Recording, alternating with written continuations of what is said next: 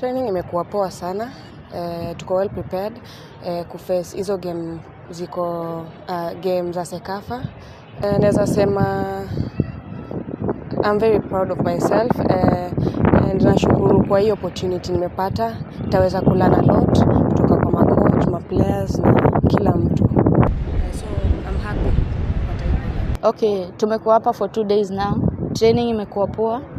Kila mtu amejipush na mimi na feel kila mtu ako ready because hii tizi tumekuwa nayo ya mwisho, kila mtu amejisukuma na feel tuko sawa na tuko ready for the tournament.